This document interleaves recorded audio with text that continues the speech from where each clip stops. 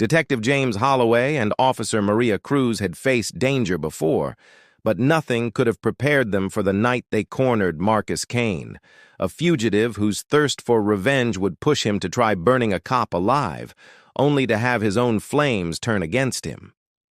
The quiet town had always been the kind of place where neighbors knew each other, streets were safe at night, and the hum of daily life rarely faced disruption. But all of that changed the night news broke that a dangerous fugitive had escaped from a high-security prison.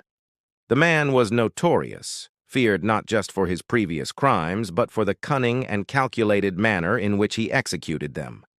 He had spent years behind bars for violent offenses, yet somehow, under the cover of darkness, he had found a way to slip through the seemingly impenetrable walls meant to contain him.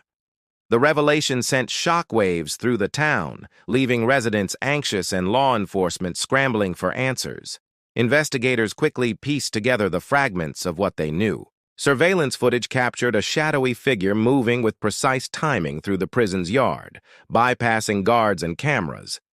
Details trickled in about the tools he had used and the routes he had taken, each carefully chosen to minimize detection. His escape wasn't a spontaneous act born of desperation. It was a meticulously planned operation, the result of months, if not years, of observation and preparation. The sophistication of his actions only amplified the fear surrounding him. Word spread fast among the townspeople. Conversations that had once been about groceries or local events now centered on fear and speculation. Parents kept their children closer, business owners watched every passerby, and friends whispered about the possibility of spotting him in the crowded streets. Even the most mundane activities were tinged with paranoia. Every parked car, every pedestrian, every flicker of movement outside the windows was examined and questioned. The fugitive's presence, even unseen, seemed to loom over the entire town, an invisible predator waiting for the perfect moment. Local law enforcement ramped up patrols, setting up checkpoints and increasing their presence in known hideouts and abandoned areas. Officers scoured every corner, every alleyway, and every vacant building, yet the fugitive managed to stay one step ahead.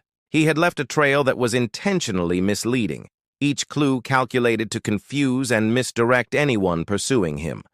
Abandoned vehicles, empty cabins, and cryptic notes were discovered, each one reinforcing the notion that he was not only dangerous, but also highly intelligent.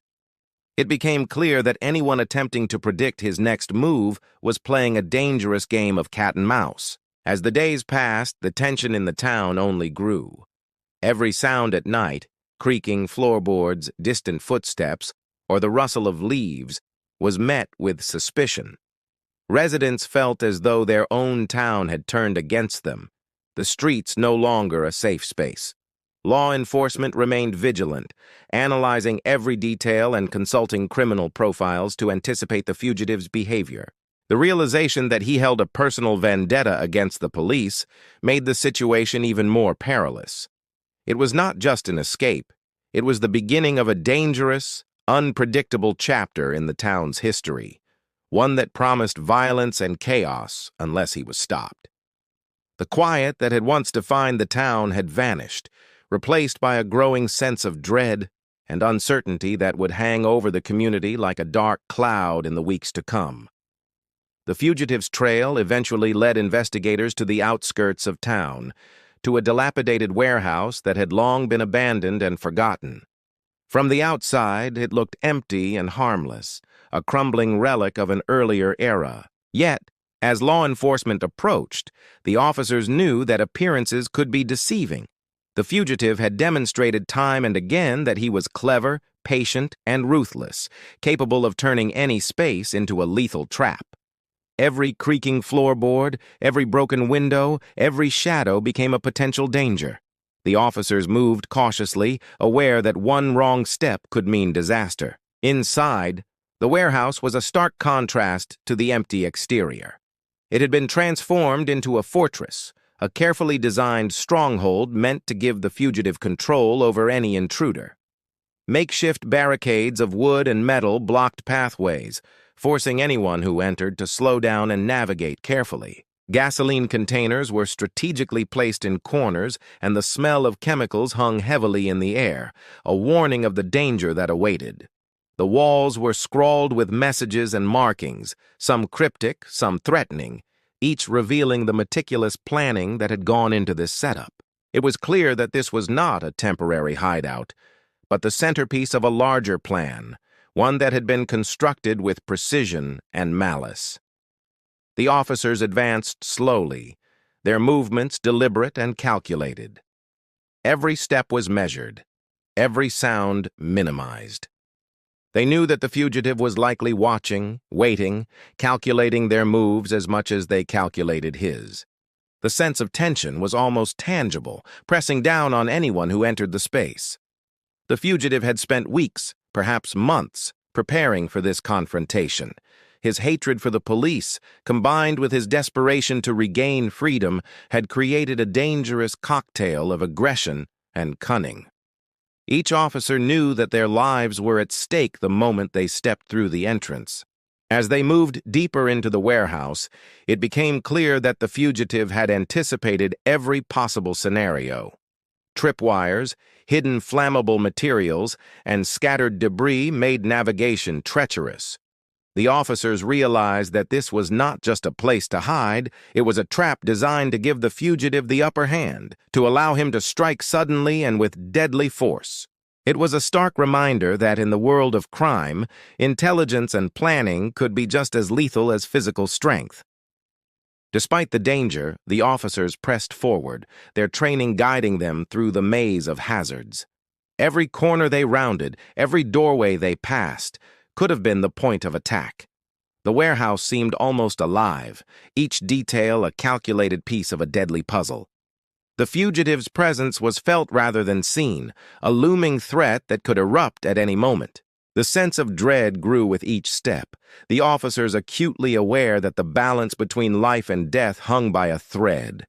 The trap was ready, and the fugitive was waiting, patient and lethal, for the moment he could strike. The moment came with terrifying suddenness.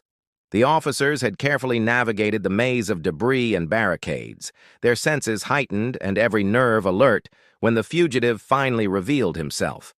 He moved with a frightening intensity, a man driven by anger, desperation, and years of carefully concealed rage. In his hands he carried a container of gasoline, a weapon that symbolized his intent to inflict maximum harm. The air in the warehouse seemed to tighten around him, charged with the tension of what was about to unfold. Every officer knew that a single misstep could end in tragedy, and yet they had no choice but to confront the danger directly. As he advanced, the fugitive's eyes were fixed on the officer at the front of the line, the one closest to him. The plan had been simple in its horror, to set a human being ablaze as a demonstration of power and revenge. It was the culmination of everything he had been building toward since his escape, a violent act meant to send a message to the law enforcement community and the town that had dared to pursue him. The flames he intended to ignite were not only a physical threat, but also a manifestation of the uncontrollable rage that had fueled his life and crimes. The officers braced themselves, each aware of the life-or-death stakes of the confrontation. Then the unexpected happened. As the fugitive swung the container and moved to ignite his target, a spark from an exposed electrical wire leapt into the air. It landed on his clothing, igniting the gasoline residue and setting him ablaze. The scene transformed instantly from one of controlled menace to chaotic desperation. Flames licked at his body, and panic overtook him in a way that had not been possible while he had been confident and in control. His plan, which had seemed so precise and unstoppable moments before, had turned against him with ruthless immediacy. The officers watched in a mixture of horror and disbelief as the fugitive struggled against the flames, his movements frantic and uncoordinated. What had been a poised, terrifying figure of intent became a desperate man battling for his own life. The chaos of the moment was overwhelming, smoke and fire filling the warehouse, the pungent smell of gasoline and burned fabric stinging the nostrils. Every instinct the officers had honed in training kicked in as they worked to contain the situation without allowing the fire to spread to themselves or the building.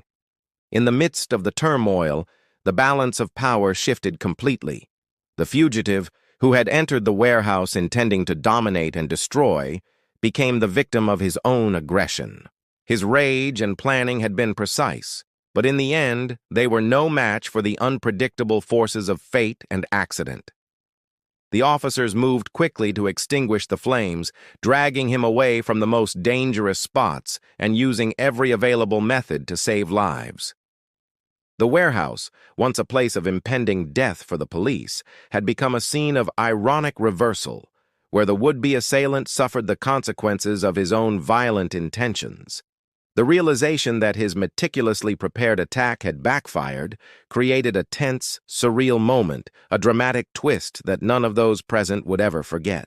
As the smoke cleared and the flames were finally extinguished, the full scope of the fugitive's plan became chillingly apparent. The warehouse, once a symbol of his cunning and rage, revealed its intricate details. Hidden containers of gasoline, makeshift barricades, and even crude incendiary devices placed in strategic locations. Investigators later realized that every element of the space had been designed to maximize destruction and panic. The fugitive had spent countless hours preparing for this confrontation, mapping out every possible reaction from the officers, anticipating their moves and creating contingencies for every scenario. It was a level of preparation that reflected not just intelligence, but a deep-seated obsession with revenge. The fugitive, injured and soot-stained, lay on the ground as officers worked to restrain him. His attempt to harm a senior officer had been foiled by a twist of fate, leaving him vulnerable and disoriented. Emergency medical personnel arrived swiftly, treating severe burns and shock, while law enforcement secured the area and began piecing together the events that had unfolded. What was meant to be an act of lethal violence had instead turned into a scene of irony, where the predator had become the victim of his own aggression. Every officer involved was acutely aware of how close the situation had come to a far more tragic outcome. As investigators combed through the warehouse, they uncovered evidence suggesting that this was only a part of a larger scheme. There were plans, notes, and maps indicating that the fugitive had intended to strike at multiple locations across the city, potentially causing mass casualties. The realization that the town had narrowly avoided a catastrophe sent shockwaves through law enforcement agencies.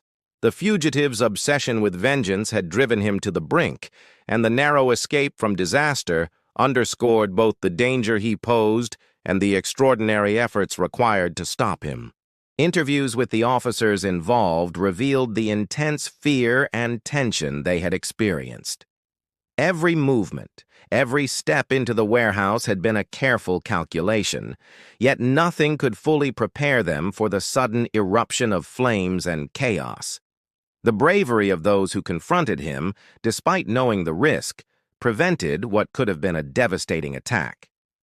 Their training, quick thinking, and teamwork had turned a situation that teetered on the edge of tragedy into one where lives were spared. It became clear that without their presence of mind, the outcome could have been catastrophic. The fugitive was transported to a secure medical facility and later faced charges that would ensure he would never have the chance to carry out his plans again. The town, which had lived in fear for days, began to process the shock of what had occurred. Residents grappled with the idea that a single individual, fueled by rage and cunning, had come so close to inflicting terror on their community. The story spread beyond the town, becoming a cautionary tale about the unpredictable consequences of violence and obsession. The fugitive's near success and subsequent failure highlighted the thin line between control and chaos, showing how one moment of miscalculation could completely overturn even the most meticulously crafted plan. The warehouse incident remained etched in the memories of all who witnessed it, a stark reminder of the unpredictable nature of human behavior and the fragile balance between life and death in moments of extreme danger. The aftermath of the warehouse incident sent ripples far beyond the small town where it had occurred. News outlets picked up the story quickly, captivated by the dramatic twist in which a fugitive's plan to inflict terror had catastrophically backfired.